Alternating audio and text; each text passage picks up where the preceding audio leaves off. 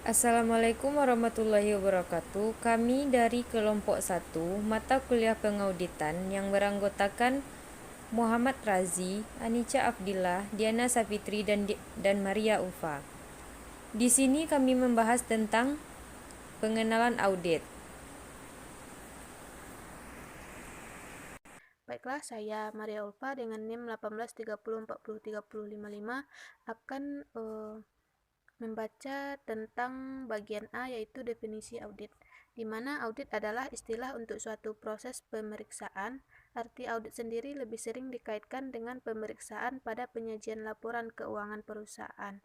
Jadi, audit adalah pemeriksaan yang dilakukan secara kritis dan juga sistematis oleh pihak yang melakukan, bersifat independen terhadap laporan yang telah disusun oleh manajemen dan disertai dengan catatan pembukuan dan bukti pendukung. Yang bagian B ada karakteristik audit. Yang pertama ada audit manajemen, di mana di dalam audit manajemen ini menemukan penyebab kelemahan, menganalisis akibat, menentukan perbaikan program atau aktivitas perusahaan. Yang kedua ada audit keuangan. Audit data akuntansi mengenai proses pencatatan dan laporan akuntansi.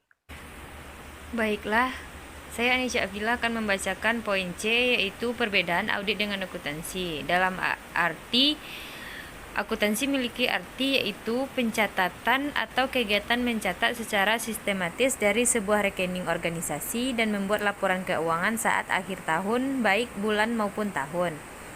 Sedangkan perbedaan untuk auditing yaitu pemeriksaan atas pembukuan dan laporan yang telah dibuat oleh akuntan.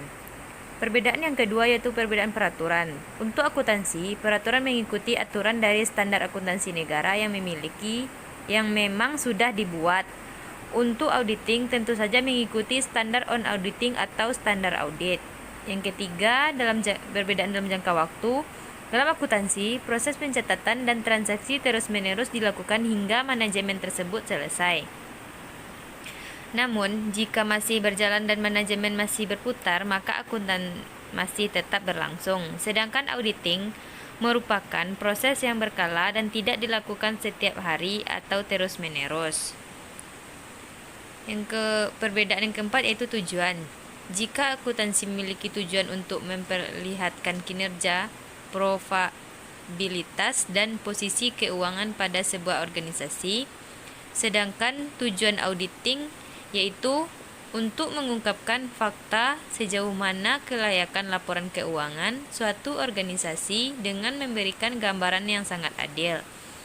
Yang kelima, yaitu perbedaan lainnya dari akuntan dan juga auditing menurut para ahli, diantaranya yaitu akuntan adalah tugas yang sederhana, sedangkan auditing memiliki tugas yang sangat kompleks. Selain itu, akuntansi merupakan kegiatan yang dilakukan rutin dan haruslah teratur. Auditing merupakan pekerjaan yang bersifat analitis dan memerlukan penilaian yang independen dalam mengevaluasi informasi. Yang poin D, mengapa diperlukan audit? Mengapa diperlukan audit? Yaitu audit sangat penting untuk dilakukan untuk sebuah perusahaan dengan tujuan untuk penilaian atau pemeriksaan kebenaran atas semua transaksi yang telah dibuat oleh perusahaan yang dilakukan oleh pihak ketiga atau pihak luar perusahaan yang bersifat independen dan tidak memihak siapapun dalam perusahaan tersebut.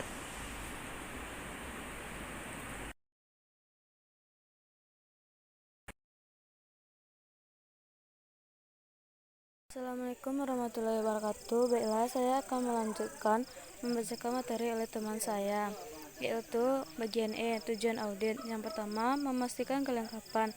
Audit dilakukan untuk memastikan bahwa transaksi yang terjadi telah dicatat atau dimasukkan ke dalam jurnal dengan segala kelengkapannya.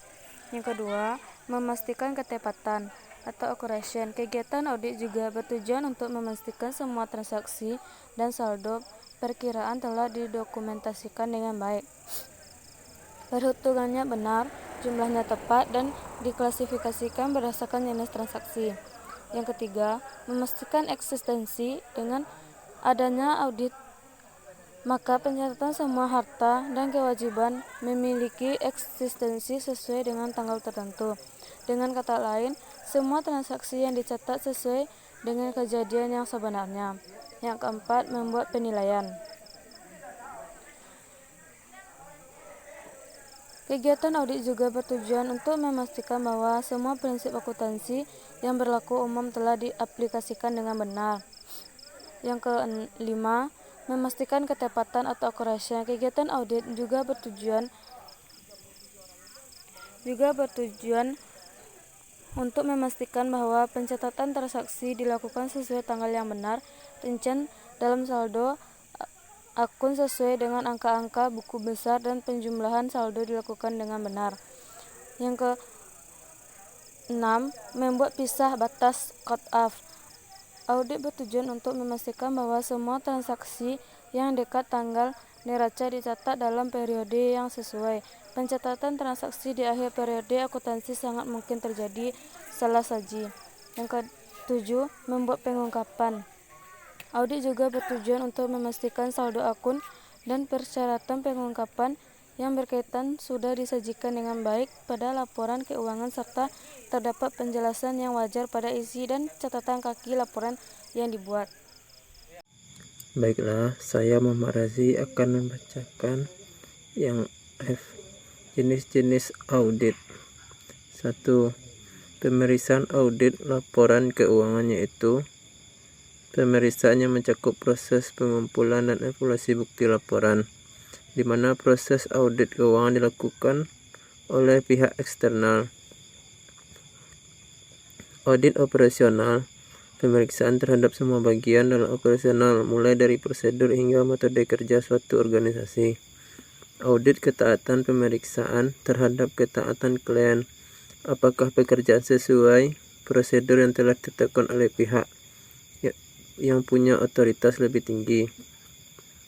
Audit kinerja, pemeriksaan terhadap instansi pemerintah dalam menentukan sisi ekonomis, efektivitas, dan efisiensi. 2. Jenis audit berdasarkan luas. Pemeriksaan audit umum, yaitu pemeriksaan yang dilakukan berdasarkan standar profesional akuntan publik dengan memperhatikan standar kode etik akuntan publik. Audit khusus, yaitu pemeriksaan yang diminta oleh suatu perusahaan untuk ruang lingkup tertentu saja.